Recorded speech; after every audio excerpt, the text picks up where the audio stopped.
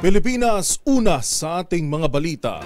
Itinuro ni Commission on Elections o COMELEC Chairman Attorney George Garcia ang dati nitong election service provider na Smartmatic bilang mastermind sa akusasyong ikinakabit sa kanya.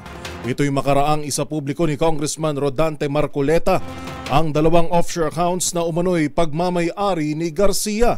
Ang buong detalye iatid sa atin ni Boy Gonzales. Boy. Itinuro ni COMELEC Chairman na George Erwin Garcia na ang Smartmatic ang nagpopondo at gumagawa ng mga peking dokumento para palabasing siya ay may foreign bank account. Sa pulong balitaan, ipinakita ni Garcia ang kaugnayan ng Smartmatic sa mga nakuha nilang dokumento.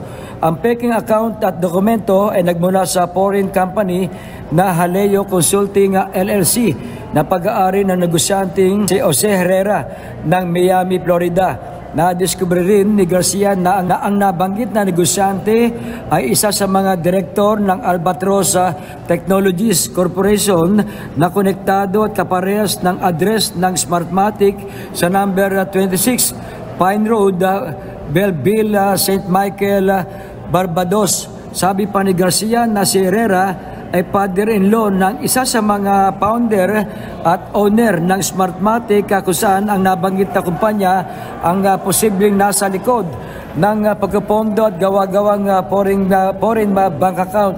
Si Jose Herrera Paez umano ang nagbibigay umano ng nabanggit na dokumento sa mga politiko na nandito sa Pilipinas. Si Paez ay isang attorney in fact ng Haleo Consultancy Firm at direktor ng Smartmatic.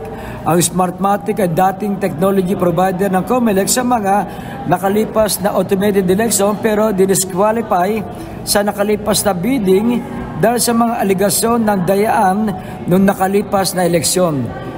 Ito si Boy Gonzales para sa MBC TV Network News, una sa Pilipinas, una sa Pilipino.